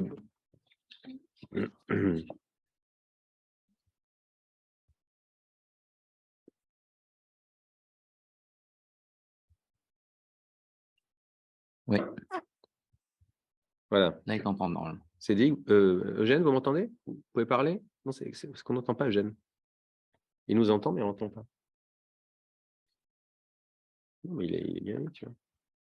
Peut-être, Alexandre, est-ce que tu peux mettre ton son? Oui. Voilà, fais ton son, tes haut-parleurs pour qu'on entende Eugène. Ouais, les haut-parleurs. Ah, voilà, Allez-y. ça marche là. Là, ça marche pas non plus. Ça marche entre nous. Eugène? Bon, je vais commencer. C'est un chemin de croix pour Eugène aujourd'hui. Alors, bon, moi j'ai apprécié la dimension, disons, de plusieurs choses hein, pour lancer la discussion. La dimension, disons, heuristique, hein, la capacité à aller chercher des tas de choses variées pour essayer de les ramener à quelque chose. Et ce quelque chose, c'est une réflexion qui implique évidemment notre sujet, à savoir les nouveaux outils de contrôle, de surveillance. Enfin, la qualification de la notion est elle-même complexe. Mais aussi, comme on le voit à la fin, plus tu vas tu avances, plus tu parles finalement de type de civilisation et en somme, d'émotions morales. Et moi, je dirais, pour reprendre comme le premier qui a fait ça, c'est quand même Montesquieu avec les passions dominantes. Hein. La théorie de Montesquieu, dans De l'esprit des lois, elle est incroyablement puissante puisqu'elle dit, voilà, il y a bon, c'est moi qu'on n'entend plus là. Il y a disons, des passions hein, qui correspondent, émotions collectives chez Montesquieu, qui correspondent à voilà, là, c'est sûrement mieux. Voilà, parfait. Donc, du coup, les émotions dominantes, hein, les passions dominantes chez Montesquieu, sont ce qui détermine les formes de gouvernement. Alors, Montesquieu, il ne parle pas tellement des technologies, mais enfin, il pourrait en parler en ce sens qu'il y a une corrélation entre les manières de faire telles qu'elles sont encadrées par l'État, par la société civile, et les passions dominantes. Alors, d'où vient qu'une passion dominante? Pour Montesquieu, je vous rappelle, là, conformément au véritable prédécesseur, c'est Aristote, il y a des climats et des traditions. Les climats et les traditions, donc tu vois, tu n'as pas parlé des climats, mais tu as parlé des traditions culturelles. Voilà. Donc ça ancre la réflexion sur l'IA dans quelque chose qui a un volume considérable. Donc pour ça, vraiment, merci, parce qu'il faut être capable d'assumer ce volume, notamment en regard, par exemple, disons, de collègues qui souvent n'ont pas accès à ces réalités-là du point de vue, par exemple, des savoirs de l'ingénierie informatique. C'est-à-dire que ce n'est pas leur sujet, quoi. Donc, c'est vrai que là, tu établis une corrélation, mais j'ai l'impression que tu l'établis intuitivement. J'en viens tout de suite à un des points que moi, je garde à l'esprit, évidemment, en philosophie politique. La fameuse distinction entre, finalement, le monde libre et qui est un monde basé sur le libéralisme, à savoir sur la capacité que l'individu aurait, par une forme d'autonomie, finalement, de mesurer les pouvoirs qui pèsent sur lui et éventuellement de réagir. Par exemple, ne serait-ce que par une désobéissance même passive. Voilà, donc tu vois, derrière, il y a l'autonomie comme aussi, si on pousse le curseur, comme capacité à se donner sa propre règle. Donc, et on a l'autonomie comme liberté là. Donc, sans entrer dans les détails, il me semble que ce que tu fais, mais peut-être je me trompe, mais tend à amenuiser la distinction entre le monde libre et sa structure, alors, dont l'expression religieuse est la culpabilité, en effet, mais aussi sa structure, son expression morale, puisqu'il y a de la culpabilité, en tout cas, sous certaines formes, comme celle du remords, même dans les théories morales de Kant, par exemple, donc la plus haute théorie de l'autonomie qu'on puisse connaître. Donc, amenuiser la différence entre ça et, par ailleurs, des comportements plus holistiques, bien connus, en effet, sous le nom de civilisation de honte, par les ethnologues et les anthropologues. Donc, je pense que, est-ce que c'est un effet de ta méthode, finalement, qui, du coup, parce que tu repères des passions dominantes, tu dis, c'est la même chose, en fait. Et d'ailleurs, à ce propos, je pense que tu as oublié des choses. Le quantify self, la métronomie de soi-même avec la montre connectée, renvoie à des logiques d'autosurveillance qui, pour faire des petites enquêtes souvent dans la population à cet égard, relèvent d'une volonté de dissiper l'inquiétude. Donc, exactement comme un système de réassurance religieux, social, politique. Donc, si je n'ai pas ma montre connectée, je n'ai pas les mesures, je n'ai pas les données, donc les choses peuvent se dérober, je ne sais plus qui je suis. Voilà. Donc, j'ajouterais avec, tu vois, le Quantify Self, l'ensemble des technologies de métronomie du moi, un élément qui va dans ton sens. Mais du coup, ma question, elle est quand même réelle. Est-ce que d'un côté, tu dis que formellement, il y a ou morphologiquement, il y a une relation entre des passions dominantes en Occident et dans les pays orientaux, et du coup des technologies afférentes, et c'est vrai qu'on peut montrer ça, ou est-ce que tu dis en fait que du coup, nous avons aussi finalement nos systèmes de contrôle qui sont les mêmes en fait, et qu'il n'y a pas finalement la fameuse armature finalement libérale du monde libre, elle vole en éclats. Qu'en fait, nous sommes des orientaux sans le savoir. C'est deux choses différentes. Hein. Voilà.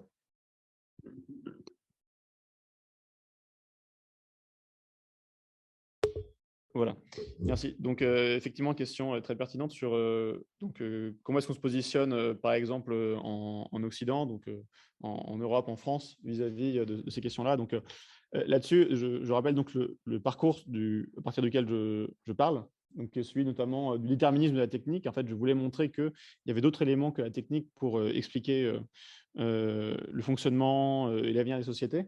Donc, en l'occurrence, là, j'avais m'étais intéressé donc, en partie sur la politique avec Hannah Arendt, mais ici, donc, en l'occurrence, avec la question des émotions comme support moral.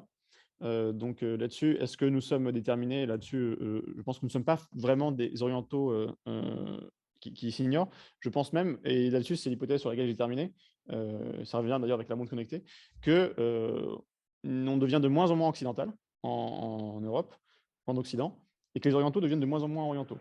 Et que tous les deux, nous devenons quelque chose d'autre, qui serait en fait une civilisation globale, dans laquelle il n'y aurait ni honte ni culpabilité, mais anxiété. Et donc, on aurait en fait l'émergence d'une civilisation globale qui serait en fait fondée sur l'anxiété. Et donc, on voit en fait les centres urbains qui apparaissent déjà. Donc là, si je revenais sur la carte, on ne peut pas forcément le faire, mais il y avait en fait les points violets, donc qui représentaient l'anxiété, qui apparaissaient au niveau des centres urbains et qui normalement sont amenés à se diffuser ailleurs.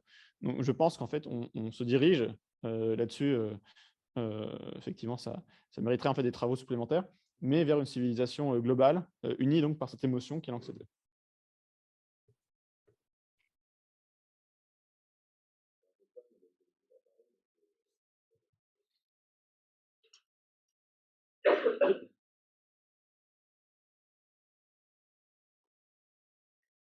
J'ai bien envie de rebondir sur l'anxiété. Qu'est-ce qui te fait dire que la population elle est globale et anxieuse? Qu'est-ce que tu as vu dans tes recherches, etc. Ça veut dire qu'en Orient, il y a autant d'anxiété qu'en Europe, dans quelle classe de population, etc.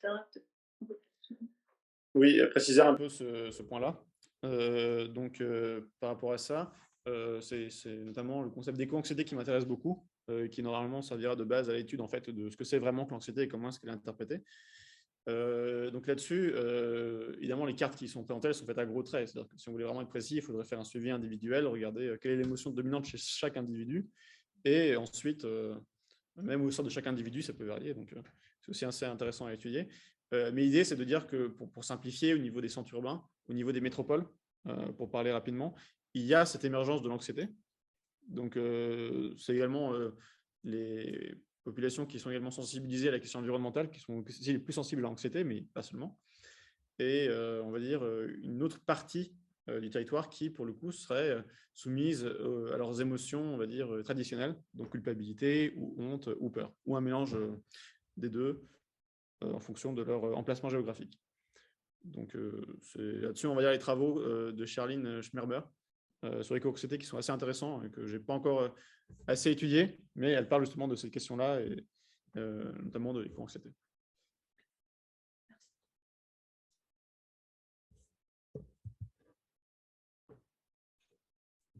J'ai une question sur le système de crédit social. Merci pour ta présentation, j'ai appris quelque chose que je ne connaissais pas, et notamment que ce crédit social donc, il était utilisé aussi pour les entreprises. Et je voulais savoir si au niveau de l'entreprise, en fait, c'était quoi? C'était l'agrégation des modes de tous les employés, par exemple? Est-ce que c'était d'autres règles? Je disais, ah oui, c'est vrai. Pour résumer ma question, c'était aussi au niveau de la manière dont le crédit social était défini pour les entreprises. Voilà. Donc, est-ce que c'est la somme des notes des différents employés ou est-ce que ça répond à des règles différentes? De ce que j'en sais, ça répond à des règles différentes. Est-ce qu'on entend toujours là? C'est bon au niveau en ligne? C'est un peu acrobatique. C'est différent, je crois. C'est-à-dire que c'est pas forcément lié. Alors, sachant que là-dessus, je ne sais pas exactement si jamais on a trop d'employés qui sont sur liste noire, est-ce que ça va défavoriser l'entreprise? C'est possible. Mais a priori, c'est une note qui est différente et qui est propre à l'entreprise et son comportement. Évidemment, le fait de savoir que si on est aussi nous-mêmes sur liste noire, on ne pourra pas accéder au poste exécutif.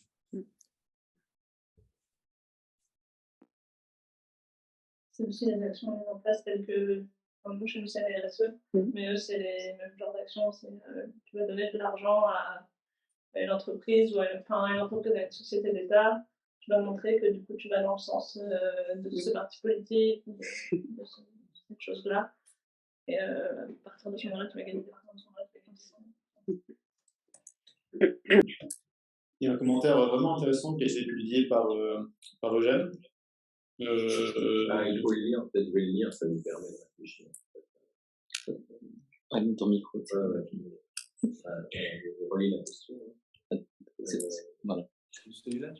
Voilà, donc la question c'était, alors pendant ta présentation qui était d'ailleurs vraiment passionnante, j'ai pensé à un auteur et je me demandais si tu en avais entendu parler. Yuk Hui, un philosophe de Hong Kong, donc qui en cela est dans une sorte d'interstice entre influence occidentale et chinoise et qui parle de cosmotechnique, concept qui désigne la pluralité des rapports culturels et mythologiques à la technique qui sont susceptibles d'entretenir les différents systèmes anthropologiques de l'humanité. Et donc, il dit par exemple que finalement, la Chine, en important un modèle technologique occidental au XIXe siècle, a importé avec cela une forme de philosophie occidentale. Alors même qu'il montre que dans l'état d'esprit, il s'agissait finalement d'une forme de... Il s'agissait avec une forme de dualisme, de transcender la technique occidentale par une pensée chinoise qui, elle, demeurait intacte. Alors que Hui s'efforce de montrer que ce n'est pas le cas et que la technique, en se déployant, ressurgit toujours sur la culture et la philosophie. Et en même temps, on l'a vu dans ton exposé, on a divers usages, diverses modalités de déploiement des technologies, parfois similaires, qui semblent correspondre à des aires culturelles. Alors, par rapport à la question de savoir si je le connais, non, malheureusement, mais effectivement, il serait très pertinent, je pense, pour étudier cette question-là, puisqu'il est, on va dire, pile à l'interstice, c'est-à-dire que Hong Kong est un cas très particulier en termes d'influence, puisqu'il y a une influence évidemment chinoise, mais également occidentale, notamment britannique, qui est très présente. Et là-dessus, effectivement, ça permet d'avoir des influences, mais également des analyses donc, qui sont très particulières, qui permettent donc de faire ressurgir éventuellement cette question en fait, donc, du déploiement de la technique et de son influence sur la culture et la société. Donc là-dessus, il y aurait en fait un cas très intéressant à approfondir. Je pense que je le mettrai sur la bibliographie et dans les ressources. Après, moi, juste un mot, je le redis, les jeunes, si vous sentez d'inviter ce gars-là, allez-y, vous gênez pas. Moi, je suis suffisamment, je peux entendre ce qu'il dit. J'aurais du mal à parler avec lui parce que je suis très mauvais en anglais. Mais d'un autre côté, si on pourrait lui dire, voilà, on a des travaux qui, c'est très original, donc c'est important. Peut-être, faut pas s'interdire. Si vous avez l'appétit pour l'inviter, allez-y. Voilà. D'autant que excuse-moi Chloé, je te donne la parole après. Moi, je voulais simplement dire que tu as touché quelque chose aussi avec une notion que tu ne prononces pas, qui à mon avis est un universel dégradant pour la liberté, c'est le conformisme. C'est difficile d'être un individu. C'est difficile d'avoir des options personnelles. D'abord, ce n'est pas donné à tout le monde, mais quand c'est donné aux personnes, tout le monde te fait comprendre qu'il ne vaut mieux pas que tu sois original. Donc, le conformisme est la chose du monde la mieux partagée dans toutes les sociétés. Et alors qu'il y a une utilisation politique du conformisme, ça, les différents despotismes et le totalitarisme lui-même, qui pour moi est un concept assez précis quand même, l'ont bien compris. C'est-à-dire que c'est dans l'individu qu'on va trouver un auto-effondrement tout à fait favorable à son contrôle. Parce qu'on a intérêt à être conformiste. Donc, cet intérêt à être conformiste, sans cesse, on doit lutter contre ça. Et par exemple, Eugène, là, qui nous écoute, connaît bien, il travaille sur les nudges, sur le paternalisme libéral. Le paternalisme libéral, à mon point de vue, est anti-libéral. C'est-à-dire que si on lit, par exemple, des auteurs comme John Stuart Mill, qui sont incontestablement libéraux, une forme de libéralisme, une version de l'utilitarisme, on a une opposition, une condamnation au nom justement de l'anticonformisme, au nom du fait que l'individu, c'est très britannique là aussi, possède en lui la capacité de faire autre chose à jamais que ce qu'on lui a dit de faire. Et du coup, il y a dans l'individu la possibilité de ne pas se soumettre, mais aussi une tentation, une incitation à se conformer. Et je pense que de ce point de vue, disculpons la technique quand même. Disculpons la technique parce que elle ne fait rien d'autre que reprendre un pouvoir social. Alors, beaucoup plus difficile à évaluer qu'un outil technique qu'on voit tout de suite. Une caméra, on la voit tout de suite, enfin, si on regarde bien. Mais en fait, ça existe depuis très longtemps dans les sociétés qui n'ont pas toujours très intérêt à ce que les individus soient émancipés, quoi. Voilà, donc cette notion de conformisme, moi, je t'invite à la reprendre parce que c'est un affect doux. C'est d'où le conformisme. Ce n'est pas aussi puissant que l'anxiété et malheureusement, c'est plus difficile à libérer, et à détecter pour ensuite émanciper les personnes. Effectivement, il y aurait beaucoup de choses à dire effectivement sur le conformisme, notamment vis-à-vis de la manière dont on se positionne par rapport à la norme sociale en général, sachant que c'est quand même assez rare une société dans laquelle on autorise des écarts à la norme. Oui. C'est très très rare. Alors c'est beaucoup plus admis aujourd'hui à l'heure actuelle, puisqu'il y a une forme d'uniformisation des comportements, des attitudes, notamment occidentaux, c'est-à-dire qu'il y a une occidentalisation du monde qui est assez présente, qui a fait que maintenant on estime qu'un individu qui se développe indépendamment du groupe, c'est quelque chose qui est plus ou moins accepté, mais et puis même en Occident, c'était très très mal vu pendant très longtemps, de sortir de la norme.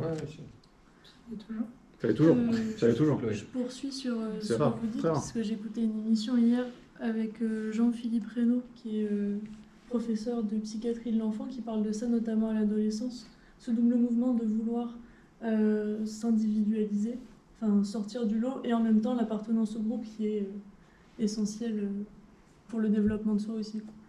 Donc je rebondis par rapport à ça. On rappellera effectivement qu'en Grèce antique, ce qui justifiait l'ostracisme, c'était qu'un individu était trop, on va dire, différent du groupe, qui se mettait trop en avant, qui était trop spécial, et qui justifiait donc de l'exclure pendant 10 ans de la cité. Et la question que j'avais avant, c'était sur comment est-ce qu'on distingue la peur et l'anxiété? Parce que est-ce que l'anxiété, c'est pas une modalité de la peur, enfin un mode de la peur? Et du coup, comment est-ce qu'on distingue, est-ce que c'est vraiment possible de distinguer une herméneutique de l'anxiété et de la peur, si l'anxiété, ça fait partie de la peur? Alors là-dessus, c'est là une question qui est, que je pose à tout le monde. Je pense que tout le monde ici a ressenti l'anxiété, tout le monde a vu la différence avec la peur, ne serait-ce qu'au niveau du ressenti. Et dans le cas qui nous intéresse ici, au niveau des sociétés, donc comment est-ce qu'on fait pour distinguer, en fait, par rapport à quoi existent ces émotions? Donc on va dire que pour aussi reprendre aussi avec les autres émotions, la honte, c'est par rapport au groupe que l'émotion est ressentie. La culpabilité, c'est par rapport à Dieu, pour parler rapidement, donc par rapport à une autorité transcendante supérieure. La peur, ce serait par rapport à la nature, par rapport aux forces de la nature même, qu'elle a ressenties, dans le cas que j'avais présenté ici avec la carte. Et l'anxiété, ce serait par rapport à des critères individuels. C'est-à-dire que c'est par rapport aux critères qu'on s'attribue en tant qu'individu qu'on va ressentir de l'anxiété. Donc c'est là-dessus où les émotions, du coup, elles peuvent diverger et s'expliquer. Alors évidemment, ce sont des émotions assez proches, c'est-à-dire que anxiété, peur, on peut rapidement les confondre, mais du coup, les subtilités, elles viennent de ces référentiels auxquels elles existent. Ce serait pas tant les confondre, mais plus par rapport aux émotions de base. Bon, après, cette théorie-là, elle vaut ce qu'elle vaut, mais dire que l'anxiété, c'est une forme de la peur, quoi. C'était plus par rapport à ça. Mais je vois la distinction que tu veux faire, qui existe.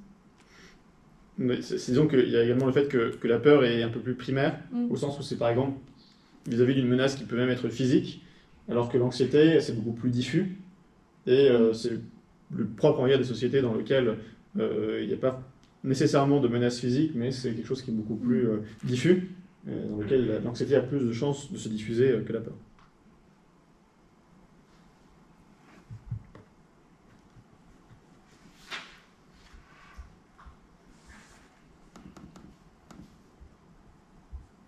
Autre question?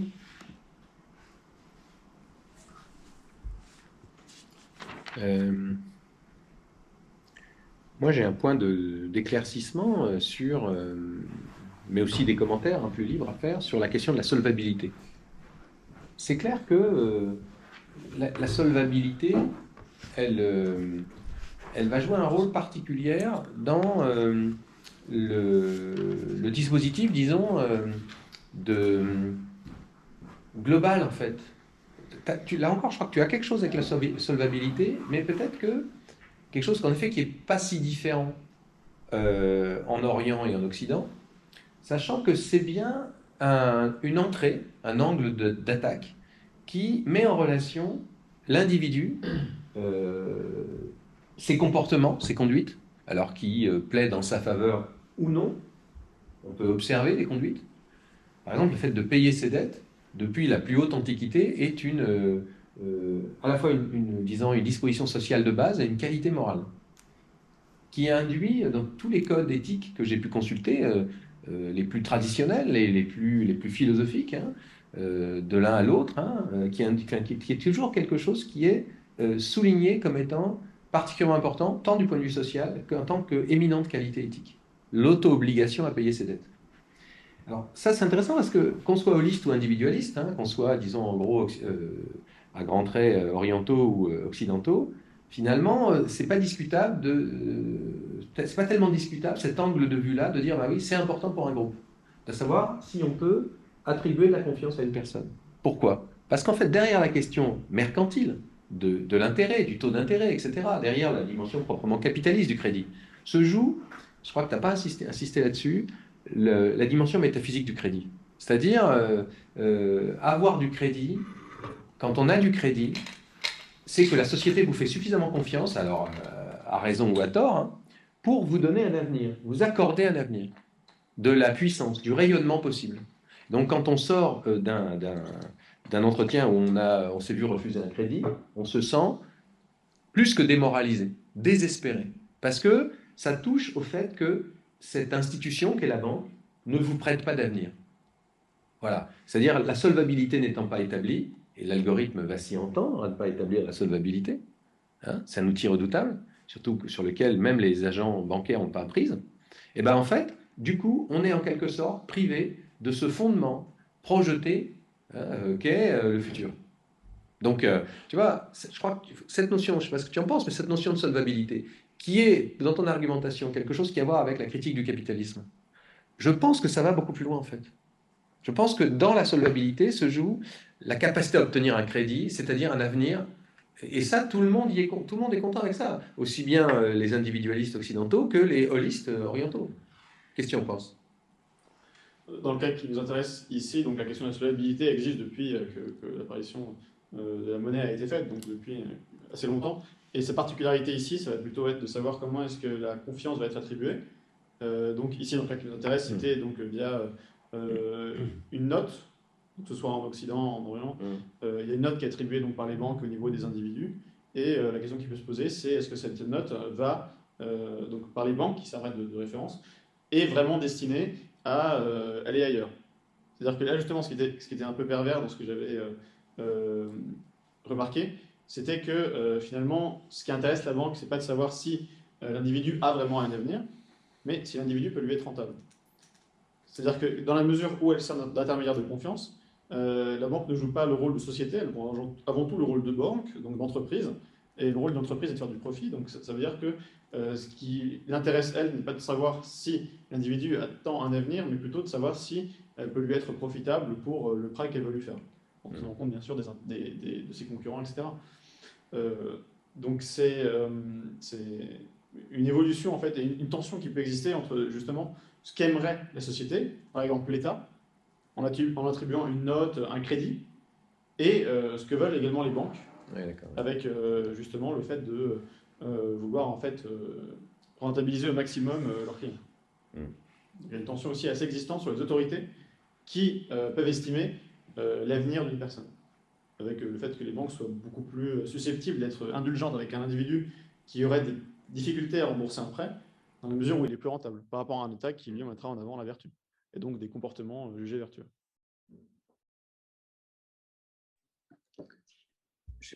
Oui, moi j'aimerais juste poursuivre là-dessus. Oui, je pense que Alexandre a raison, tu vois, c'est pas d'un point de vue de rentabilité qu'on peut aborder cette question, mais d'un point de vue de solvabilité, mais de rentabilité justement, de rentabilité pour la banque. Et je pense que la banque ne vend pas ou ne construit pas l'avenir de la personne, mais son avenir à elle. C'est-à-dire que à travers la rentabilité, plus la personne n'est pas solvable, plus ça l'intéresse. C'est-à-dire qu'elle va pouvoir se nourrir sur la bête. C'est-à-dire que, en gros, si la personne n'est pas solvable, elle va pouvoir saisir ses biens, etc. Alors que si la personne est solvable, justement, ça ne l'intéresse pas. Parce que la personne va rembourser son prêt, les taux d'intérêt vont être minables. Voilà. C'est-à-dire que, oui, de ce point de vue-là. Après, je pense qu'il faut quand même battre dans les extrêmes dans les deux sens. Il y a un milieu à chaque chose. Ils ne veulent pas non plus des insolvables parce qu'il n'y a aucun intérêt à avoir quelqu'un qui ne va jamais rapporter d'argent. Ils veulent des gens qui sont au milieu, donc conforme à une idée du client parfait, etc. Pareil, si on reste dans cette histoire de crédit, crédibilité, avoir du crédit, c'est que cette personne, cet individu, il va remplir certaines cases.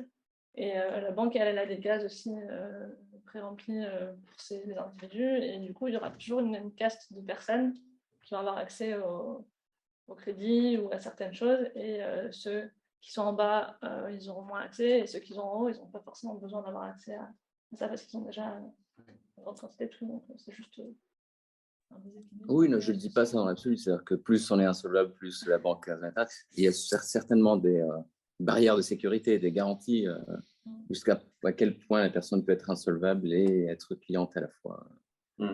Voilà. Mais Si aussi la question peut se poser au niveau de la solvabilité des banques elles-mêmes, si on devait plus mettre le focus, c'est-à-dire qu'il y a beaucoup de banques en Chine qui sont développées et qui, pour le coup, étaient insolvables, mais qui ont quand même prêté à des clients. Et il y a eu beaucoup de cas où il y a eu des clients donc, qui voulaient retirer leur argent et qui n'ont pas pu, parce que les banques n'étaient pas solides suffisamment pour leur prêter. Et on est passé pas loin d'une crise financière assez importante. D'ailleurs, on n'est pas complètement épargné par ça, à cause donc des problèmes bancaires existants en Chine. Donc, le problème, il est aussi au niveau de la solvabilité des banques, concrètement. Ça, c'est aussi assez intéressant à étudier, mais je ne suis pas allé assez loin pour en parler plus que ça.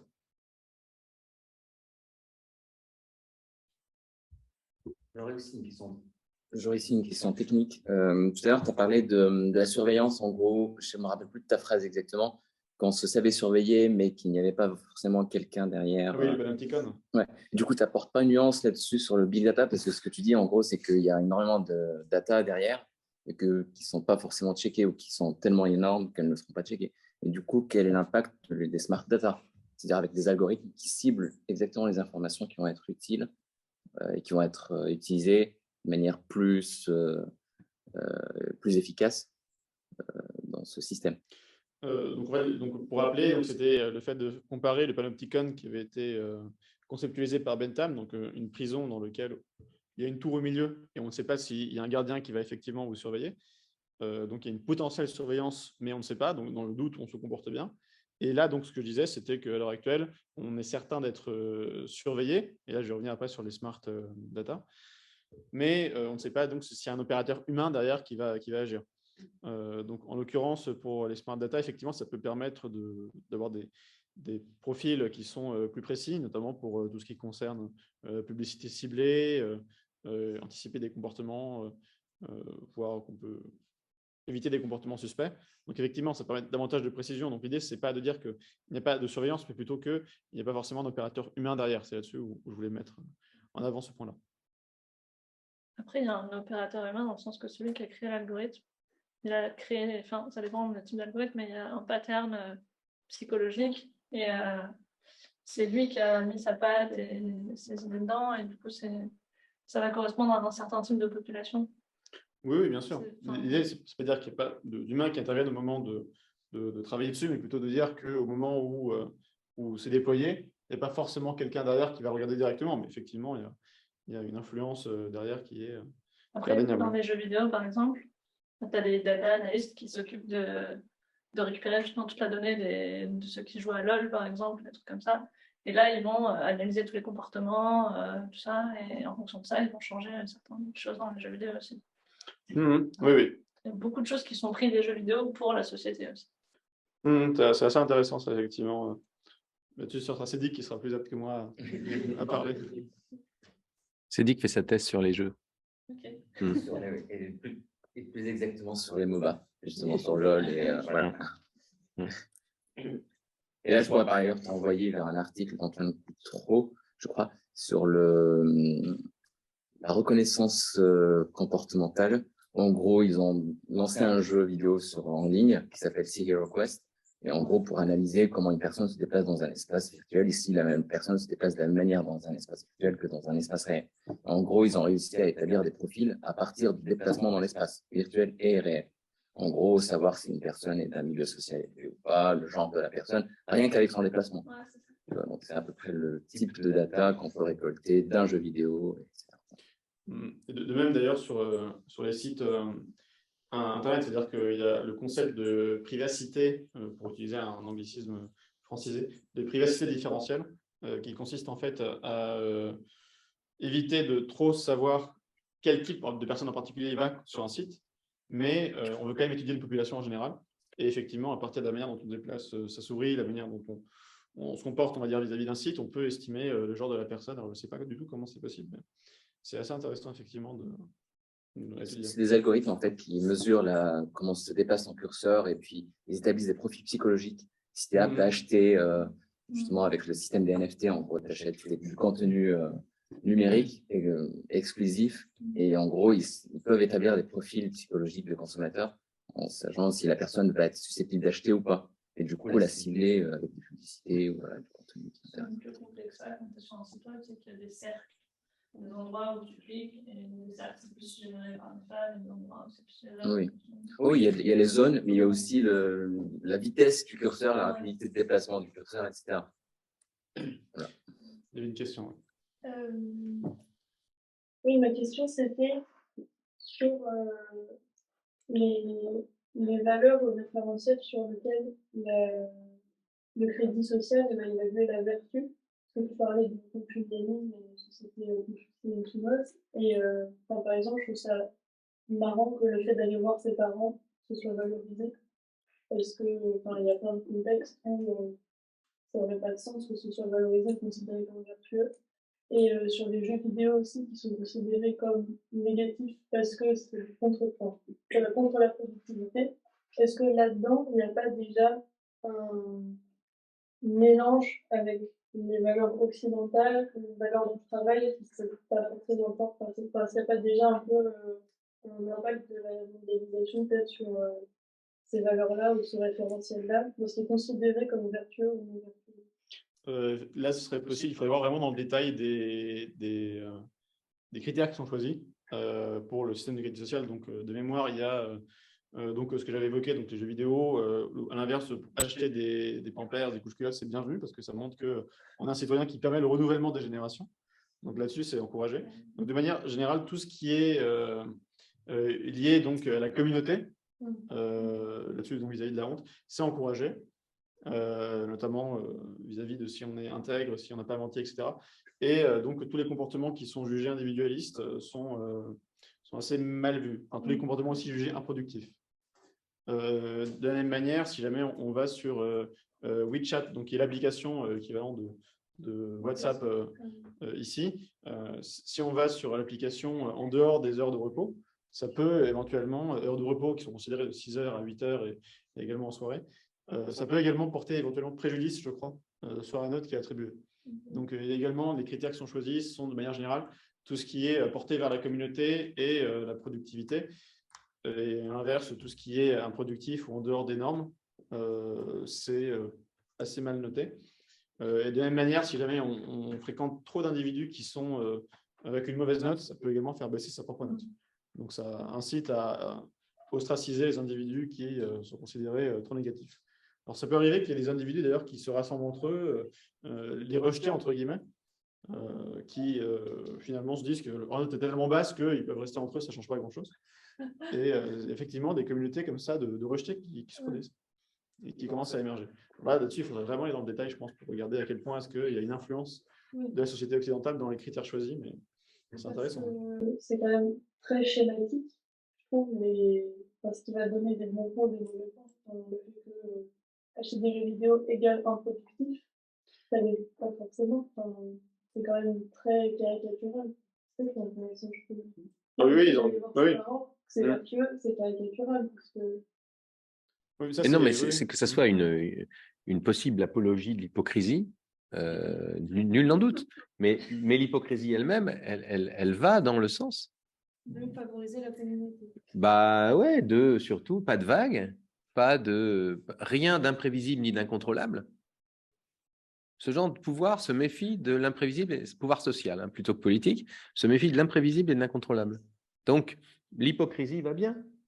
C'est pas un problème. Voilà. C'est pas que ça, il y a le communautage, ça permet de cadrer en permanence. Et quand tu as un individu tout seul, tu peux avoir des idées étonnant. soit noir, soit. Oui, bien sûr, il y a bien des sûr, moments où bien tu as sûr. l'impulsion, Ouais, ouais. alors que dans le groupe va te permettre Mm. de canaliser tout ça. Mm. C'est l'intérêt, du coup, Mm. À ce propos, d'ailleurs, la pulsion, l'individu, hein. J'avais noté, il fallait que je le dise et j'avais oublié de le dire. Les développements que tu consacres au caractère, alors j'ai pas bien compris, inhibants ou désinhibants de la technique sont intéressants. Désinhibant. Désinhibant, D'accord, c'est-à-dire que en fait, des actions qu'on ne ferait pas normalement sont désinhibées par la technique. d'accord. Donc, en l'occurrence, c'était Alors, les Jai au Vietnam. en l'occurrence, l'exemple, bon, évidemment, massif hein, et sûrement excessif, mais peut-être inspirant, c'est celui de la Shoah par balle. Et donc, c'est très documenté, hein. Il y a eu une première extermination des Juifs à balles réelles qui posait un problème parce que elle était efficace, mais d'un autre côté, elle fatiguait les bourreaux. Et du coup, en fait, on est passé à une solution finale par usine, par technologie, quoi, par objectivation du process. Et on est dans la version La mort est mon métier, où le truc, c'est après des chiffres, quoi. On fait des chiffres. Il y a une compétition entre les directeurs d'usine de la mort. Et alors, c'est intéressant parce que du coup, là, on est dans quelque chose qui concerne notre séminaire, hein, une question de fond. Est-ce que ces technologies d'IA qui algorithmisent des choses qui, comme tu l'as montré, se font déjà depuis très longtemps, est-ce qu'elles vont modifier la nature de ces choses ou pas? Et c'est important parce que du coup, est-ce que le fait de s'en remettre à ce qui est supposé être, avec une grosse illusion, la froide raison du calcul, va augmenter le risque d'inhumanité? Alors, c'est en plein dans tes sujets avec tes auteurs. C'est une vraie question, ça. Et Oui, on oui. n'en sait rien, en fait, à l'heure qu'il est. Là-dessus, j'aimerais, donc, pour rester dans les domaines assez tragiques, on va dire, de meurtre de masse, de choix, etc. Donc, l'étape après les chambres à gaz, en termes de destruction massive, c'est donc la bombe atomique, sur laquelle les auteurs qui m'intéressent, donc Gunther Anders en l'occurrence, ça a pas mal travaillé. Donc, il permet en fait d'aller encore plus loin. C'est-à-dire que là, on peut éliminer des personnes rapidement à grande échelle, mais avec l'inconvénient, c'est que ça détruit les bâtiments. C'est triste à dire, mais du coup, ça veut dire que l'étape d'après, en termes de destruction massive, et la prochaine arme de destruction massive potentielle, il y a beaucoup d'inquiétudes par rapport à ça, c'est par rapport aux drones qui seraient dotés d'explosifs, et qui seraient en essaim, et qui seraient relâchés dans une ville, et qui pourraient directement cibler les individus. Donc, la prochaine arme de destruction massive, ce serait en fait réalisée par drone et par IA, et qui pourrait même non seulement cibler les individus, mais même cibler certains types d'individus en particulier. Ouais. Mais là, tu fais une distinction entre l'armement et la technologie d'armement et la gestion des populations. Parce qu'on peut ne pas la faire. On peut dire, en fait, dans les deux cas, la question est de savoir si les technologies d'IA désinhibent ou pas. La désinhibition, elle peut ne pas concerner la destruction directe, quoi, mais la manipulation, sans aucun scrupule. Tu vois, Oui. on a une sorte de méta-question là qui surgit quand même. Alors, il faudrait demander à des psychologues sociaux, enfin, qui sont plus qualifiés que nous, philosophes, parce que ça évoque aussi derrière l'ensemble du champ d'expérimentation créé aussi ouvert par l'expérience de Milgram autrefois, qui évoque ça, c'est-à-dire est-ce que le pouvoir de la science et de la technologie ont tendance à finalement provoquer des situations d'inhumanité? Je trouve que ça questionne aussi notre rapport au virtuel comme une nouvelle forme de réalité, mais qui fait partie du réel, mais en même temps dans laquelle les modalités d'action sont complètement différentes. Et par exemple, j'avais cette idée que est-ce que les jeux vidéo, ça rend violent? On voit qu'il y a quand même une distinction entre les actions qu'on va avoir dans le virtuel et dans le réel, que les rapports entre les deux, ils sont pas du tout aussi clairs que ce qu'on essaie de faire. Et que même parfois, dans le virtuel, il y a ce côté de se défouler et du coup de pas faire dans le réel des actions néfastes qu'on aurait fait avant. Et que là, on se sort de cette distance de réalité là-dedans. Virtuel et virtuel. C'est vrai que moi, je pensais, ça me faisait plutôt penser qu'aux jeux vidéo, à tout ce qui va être réseaux sociaux et les commentaires, par exemple, les menaces de mort que des gens vont pouvoir faire en ligne qu'ils n'auraient jamais fait en tête à tête, par exemple. Mais C'est la même chose que toi, parce que pour moi, le jeu vidéo, c'est pas la même chose que les réseaux sociaux ou l'IA ou les autres choses. Le jeu vidéo, c'est comme aller faire du taekwondo. Moi, je vais faire du taekwondo, ça me défoule, je vais taper dans les planches, je vais me faire mal ou des choses comme ça. Alors qu'en réseau social, derrière, il y a d'autres êtres humains qui interagissent quand même socialement, mais via une plateforme virtuelle, etc. Et là, c'est à ce moment-là où tu vas te poser des questions, comment je vais me comporter sur cette plateforme-là? Est-ce que il y a des lois, est-ce que c'est géré comme il faut, est-ce que je peux me permettre d'insulter les gens parce que je suis derrière mon ordinateur et du coup, il n'y a pas de répercussions, et puis parce que peut-être que je suis derrière un pseudonyme. C'est là où on peut se poser des questions. Alors que dans le jeu vidéo, certes, il y a ce truc-là, mais c'est pas pareil, je trouve. Oui, il n'y a pas de virtuel en soi, mais les obligations permises par le virtuel et elles sont différentes. Il y a un commentaire de Gênes que je lis. En parlant de drones, on constate un transfert de la technologie militaire à l'usage avec ce que les militaires appellent les patterns of life, le fait de suivre des individus pour construire des patterns de vie, puis de scruter les déviances par rapport à ces régularités et les considérer comme des signaux faibles suspects. Donc, dans l'usage civil, oui, pardon. Transfert à l'usage civil de cette manière de créer une sorte de gabarit du comportement et ensuite d'assigner la personne à ce gabarit, quoi. Eh bien, dis donc, c'est rassurant. OK. Bon, il est 15h58. Je pense qu'on a réservé la salle jusqu'à 16h. On va devoir s'arrêter. Donc, c'était une séance intéressante, vraiment riche, qui a été enregistrée. Donc, peut-être ça a quand même marché, ça, on va voir. D'un autre côté, bon, on a vraiment souffert là, à cause de pour la première fois quand même, de cette technique-là.